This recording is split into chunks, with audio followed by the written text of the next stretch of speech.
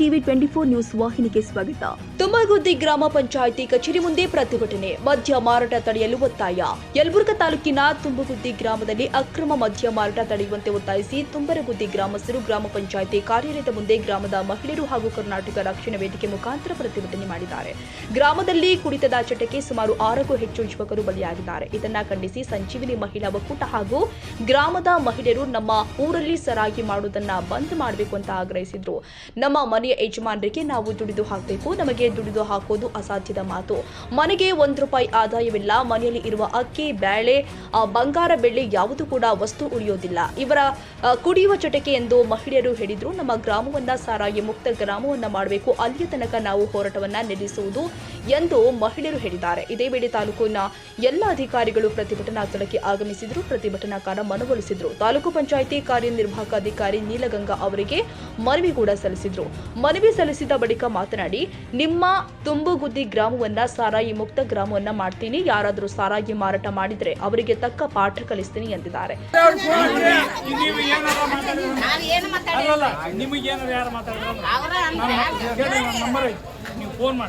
ನೀವು ಯಾರು ಬರ್ಬೇಡ್ರಿ, ನಾನು ಪೊಲೀಸ್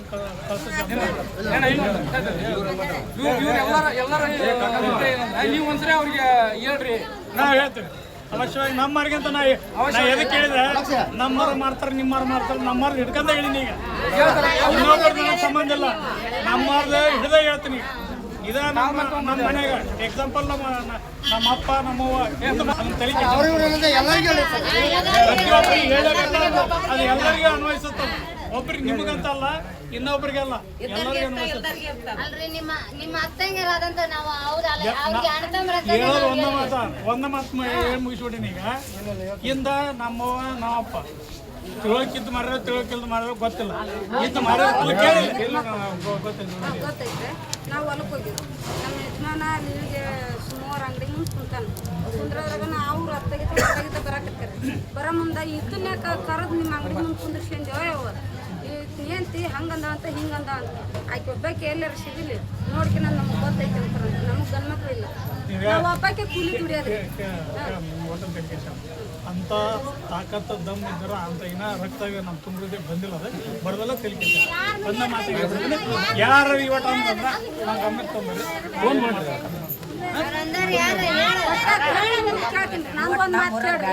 ಭಾಳ ಜನ ಗಂಡು 18 ವರ್ಷದಿಂದ ಹಿಡಿದು 16 ವರ್ಷ 17 ವರ್ಷ ಹೆಣ್ಮಕ್ಳು ಈಗ ನಿಮ್ಮ ಮನೆ ಮಕ್ಕಳು ಎಷ್ಟು ಸಲ ಹೆಣ್ಮಕ್ಳು ಯಾರು ಏನ್ರ ಗಂಡು ಮಕ್ಕಳು ಬೇಡಾಗಿರ್ತಾರೆ. ನಿಮ್ಮ ಮನೆ ಗಂಡು ಮಕ್ಳು ಕಲಿಸ್ಕಿರಿ, ನಿಮ್ಮ ಮನೆ ಮಕ್ಕಳು ಕಲಿಸ್ಕಿರಿ ಅಂದ್ರೆ ಮಕ್ಕಳು ಹಾಡೋದು ಸರಾಯಿ ಕುಡಿ ಸಾಯಿ ಬಿಡಿಬೇಕನ್ನೋದು ಯಾರಿಗಾರ ಇರ್ತೇನ್ರಿ. ಆದ್ರೆ ಮನ್ಯಾಗ ಒಂದು ಬಂಗಾರ ಉಳಿಯೋರು, ಬ್ಯಾಳೆ ಉಳಿಯೋರು, ವಯಸ್ಸು ಉಳಿಯೋರು, ನಮ್ಗೆ ಮನ್ತನ ಭಾಳ ಬ್ಯಾಡಾಗೈತೆ. ಮತ್ತೆ ಇದು ಯಾಕೆ ಬೇಕು ನಮ್ಮ ಊರಾಗ?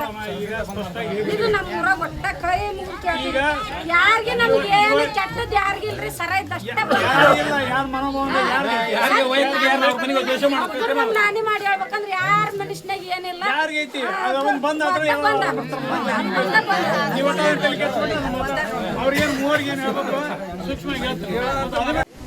ಮಾಹಿತಿ ಕೊಡ್ತಿರ್ತೀನಿ ಅಂದ್ರೆ ಅಷ್ಟು ಇಫೆಕ್ಟಿವ್ ಆಗಿ ಬಂದಾಗ್ತದೆ. ಇಷ್ಟೇ, ಇದ್ರ ಬಿಟ್ರೆ ಇನ್ನೇನಿಲ್ಲ. ನೀವು ಟೈಟ್ ಇದ್ರೆ ಹೆಣ್ಮಕ್ಳು ಮನ್ಯಾಗ ಊಟ ಕೊಡ್ಲಿಲ್ಲ ಅಂದ್ರೆ ಎಲ್ಲ ಸರಿ ಆಗ್ತಾರ ಅವ್ರು. ತಾವ ಎಲ್ಲಿತ್ತು ತಾವ ಪರಿಹಾರ ಆಗ್ತದೆ. ನೀವು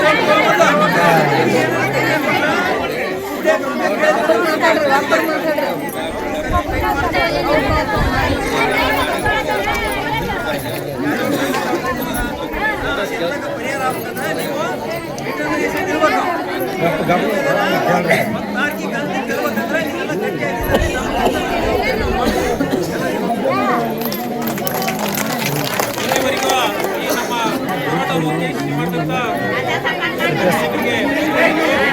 ಈ ಸಭೆ ಅವಾಗಿಂದ ನೋಡ್ತೀನಿ ಅಮ್ಮ ಅವರು ಭೀಮ್ಶಾ ಅಂತ ಒಂದು ಹುಡುಗ ಮತ್ತು ಎಲ್ಲಂಗೌಡ ಅಂತ ತೀರ್ಕೊಂಡಿದ್ದು ಬ್ಯಾನರ್ ಹಿಡ್ಕೊಂಡಿದ್ವಿ. ಯಾರು ತೀರ್ಕೊಂಡಾಗ ಅಂತಾರ ಅಂತ ಒಂದ್ಸಲ ಅವ್ರ ಕಣ್ಣ ನೀರು ಬರತ್ತವು. ಅಂದ್ರೆ ಇಲ್ಲಿ ಎಷ್ಟೋ ಜನ ಮಕ್ಕಳು ಇದ್ದೀರಿ, ಅವ್ರು ಯಾರಿಗೂ ತಾಯಿದು ಕಣ್ಣೀರು ಕಾಣೋದಿಲ್ಲ. ಹೌದಲ್ರಿ, ಇದು ಬರೀ ಒಂದು ಯಾವುದೋ ಒಂದು ಅಧಿಕಾರಿದದನ್ನು ಅಥವಾ ಯಾವ ಒಂದು ಇಲಾಖೆದಲ್ರಿ ಕೆಲಸ. ಇದು ಎಕ್ಸೈಸ್ ಈಗೇನು ಕುಡಿಯೋದು ಇಲ್ಸೋದು ಅಂದ್ರೆ ಬರೀ ಎಕ್ಸೈಸ್ ಒಂದೇ ಅಂತೀರಿ. ಇಲ್ಲೆಲ್ಲರೂ ನಾವು ಎಕ್ಸೈಸ್ ಅವ್ರು ಒಬ್ಬರೇ ಬಂದಿಲ್ಲ, ಎಲ್ಲರೂ ಬಂದಿದ್ದೀವಿ. ಹೌದ್ರಿ, ಇಡೀ ತಾಲೂಕು ಆಡಳಿತನೇ ಇಲ್ಲಿ ಬಂದೈತಿ ಅಂತಂದ್ರೆ ನಿಮ್ಗೆ ಸಪೋರ್ಟ್ ಮಾಡೋಕ್ಕೆ ಬಂದಿವಿ ನಾವು.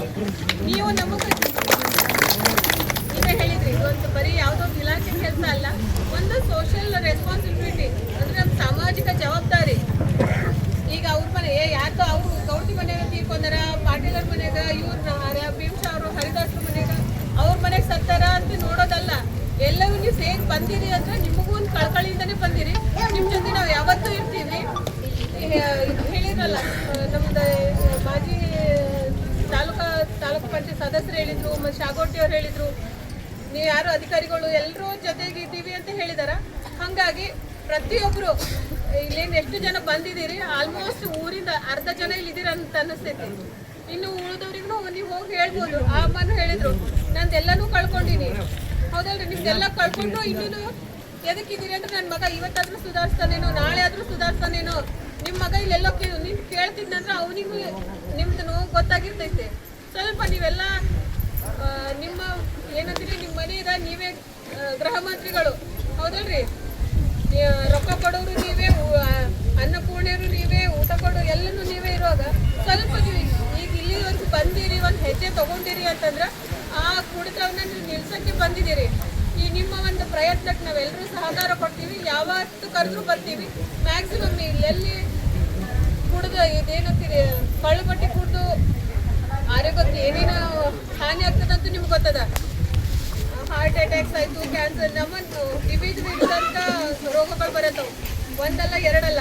ಹಾಗಾಗಿ ಒಂದು ಸ್ವಲ್ಪ ಯಾರ್ಯಾರು ಹೆಣ್ಮಕ್ಳು ಅಂತಲ್ಲ, ಗಂಡ್ಮಕ್ಳು ಎಲ್ಲರೂ ಸೇರಿದ್ರಲ್ಲ, ಇನ್ನು ಕುಡಿಯೋರು ಇದ್ರು ಅಂತಂದ್ರೆ ಸ್ವಲ್ಪ ಅದನ್ನು ಕಮ್ಮಿ ಮಾಡ್ರಿ. ಒಂದೇ ಸಲ ಬಿಡ್ತೀರಿ ಅಂತ. ಇದೇ ಸಂದರ್ಭದಲ್ಲಿ ಸಿಪಿಐ ಮೌನೇಶ್ ಪಾಟೀಲ್, ಎಂ ದೇವರೆಡ್ಡಿ, ಅಬಕಾರಿ CPI Ravikumar, PSI Vijay Pratap, PDO Ravikumar, Linganavar, ಮಾಜಿ ತಾಲೂಕು ಪಂಚಾಯಿತಿ ಸದಸ್ಯ ಶರಣಪ್ಪ ಇಳಿಗೇರ್, ಕಳಕನಗೌಡ ಪಾಟೀಲ್, ದೇವಪ್ಪ ಪರಂಗಿ, ದುರ್ಗಪ್ಪ ನಿಡಲ್ಮನಿ, ರಾಜಶೇಖರ್ ಪಾಗೋಟಿ, ಶಿವರಾಜ್ ಚಿಕ್ಕಪ್ಪ, ಚಿದಾನಂದ ಇಳಿಗೇರ್, ಸಂಜೀವಿನಿ ಮೇಲ್ಚರಗಿ, ಲಲಿತಾ ಪಾಟೀಲ್ ಹಾಗೂ ಗ್ರಾಮದ ಮಹಿಳೆಯರು, ಹಿರಿಯರು ಭಾಗವಹಿಸಿದ್ರು.